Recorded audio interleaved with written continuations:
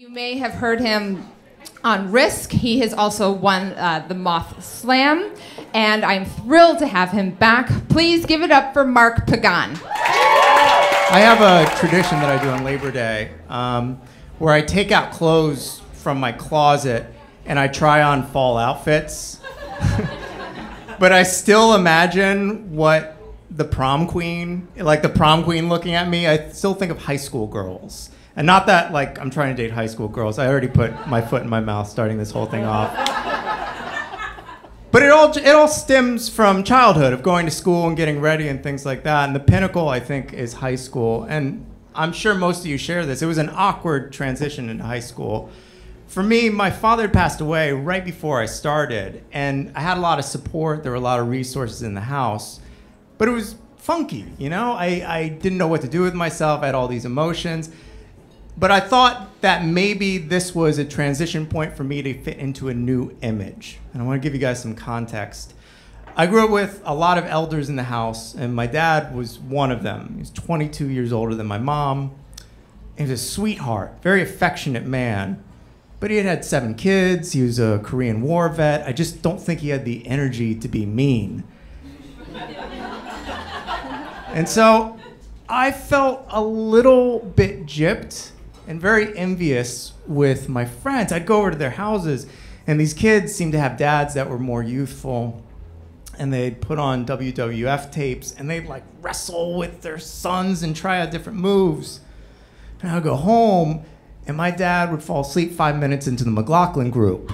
It was just like, I'll try out some of these moves on my own, I guess. So I tried to figure out what to do here, and I put a lot of faith into this idea of having a new dad. And I know it's a cliche when we think of boys with single mothers that they're very protective of their moms, and I was, but deep down I honestly meant this. Like I love my mom, I wanted her to be very happy, but with some conditions. And I never thought I would have to tell my mother, please bring home a baby boomer. Because what I didn't realize at the time is that your parents do have patterns. And if they date older people, that is not going to change overnight. And I had this idea in my head of what this guy could be. I didn't plan on this. We were a John Travolta house. We just really liked John Travolta. And I was like, that's who should come home. Pulp Fiction was out, I was watching it all the time, and I would just keep playing it in the house, like, Mom, get the hint, bring this guy home. Because I always loved John Travolta, but especially when he came to that period in his career, and it was this thing that I wanted to be, which was dangerous, but approachable. And I thought I could pull it off. I needed the mentorship. My mom did start dating, and she did bring somebody home. And he was not John Travolta, but he could have played John Travolta's father. And she eventually married this man, his name's Lauren. And when they got married, I was 16, my mother was 46, and Lauren was 72 years old. So it was a transition. And we moved into his house, and let me map this out for you guys. She did marry one of the nicest men in the world. He was a retired guy from IBM. He was a soft-spoken Methodist, and so he had all this time to, do the banking and the grocery shopping and ask about her day. But for me, as nice as he was, I was like, I can't relate. What can this guy teach me? What was it like voting for Harry Truman? In hindsight now, I'd be like, I totally want to know what that was like. I'm super curious. But I was, slightly aggressive with him, and I found only one thing that we related on, and that was a 12-piece at Popeyes. Lauren was super into Popeyes, and I want to explain something to you. My family, we were a John Travolta loving household, but we were a fried chicken loving household. And we used to have this strategy. My grandmother worked at Montgomery Mall in Maryland, And when she would come home, sometimes she would surprise us with chicken. So when we knew that she was coming home from her shift, I would stand at one window to look into the driveway. I'd have a sister in another window. My mom would be in the kitchen, and whoever saw it first would call it out. And if she had a bucket of chicken, would say, chicken, chicken, she has chicken, get everything ready, get everything ready. We don't mess around. And so I don't know if Lauren caught wind of this or if he was a fan himself, but that was the only thing. He would invite me. We'd go have fried chicken at Popeyes, get grease all over our hands, and it was these just very peaceful, quiet moments. That was it. But I was mad, and I couldn't communicate anything at that time. And I know now what was happening. You know, this kid that was going through grief, and so I started to act out in ways that I never had before. I started experimenting with drugs. I was drinking and smoking and staying out late. And Lauren never raised his voice. He never said anything to me. And I just kept going. So one night, I take this rental car out that they have. It's the last night they have this rental car.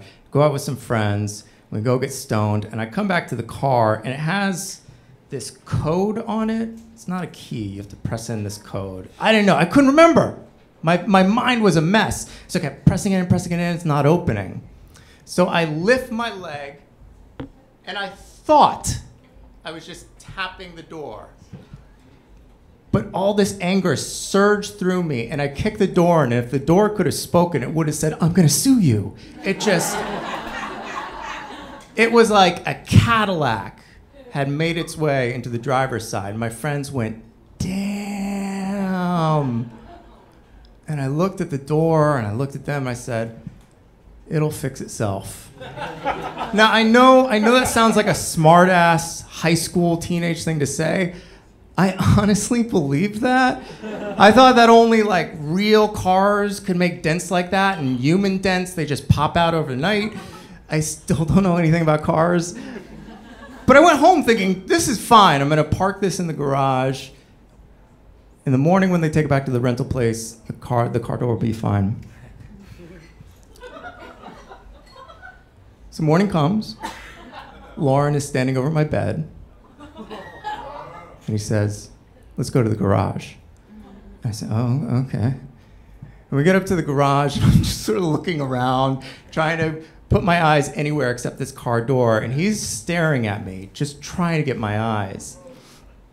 And finally, with his eyes still on mine, he points at the door, and he says, wearing his moccasin slippers and flannel pajamas, what the fuck is that? Now, I want to pause here and tell you a little bit more about Lauren. We, and this is not a hyperbole, we had never ever heard this man curse before. I've told this story to family members and friends of his over the years, and they've told me that this man, who survived the Depression, went to World War II, 2 marriages, 5 kids, including my sister and I, had never, ever uttered a 4-letter word. The worst thing that we had ever heard him say was the word preposterous, with a lot of emphasis.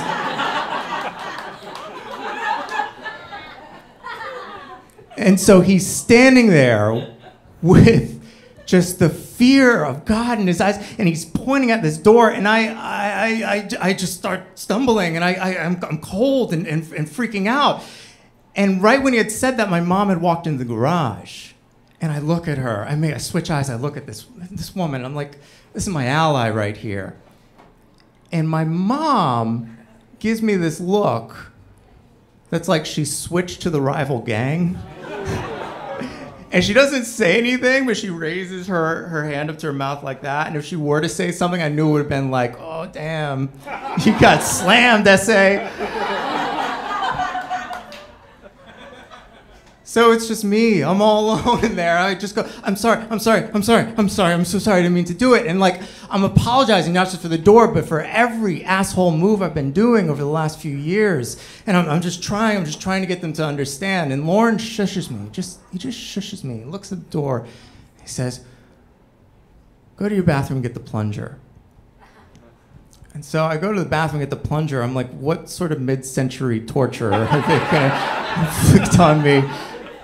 It's really, is this something from the New Deal? I don't know.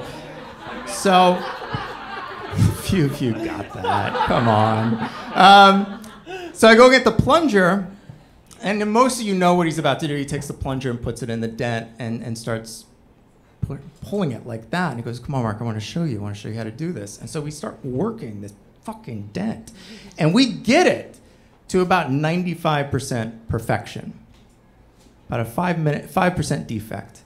And he gives me the keys to his Buick Riviera, and he says, drive behind me.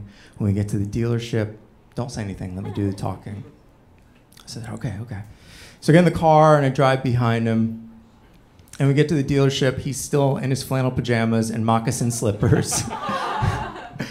And we're just playing it cool, and he's keeping his eyes on me the whole time. And the guy is going around the car just inspecting it. Right when he gets to that 5% defect, Lauren says, good day today, isn't it? And the guy quickly looks up and says, yeah, and moves on. And Lauren gives me a wink. I'm like, we did it. We really did it. He says, okay, Mr. Bullock, and he gives him the form.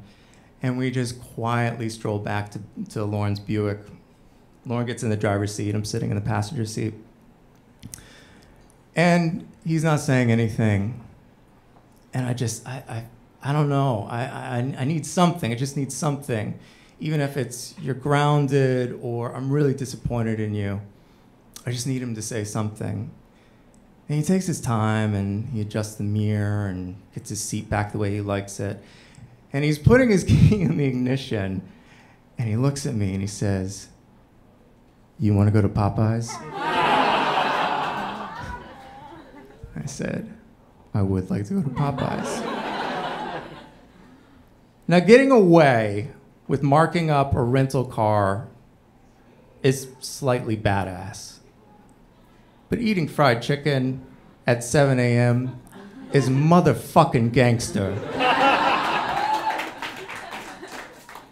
Now, I know there might be some questions here, and I've had a lot of time to think about this moment, about who I was back then. I don't usually end things by talking about what I've learned and stuff like that. But I know that at the time, and some of you might have experienced this, I was worried. I know deep down that I was worried that I was going to have another loss, especially with somebody that old.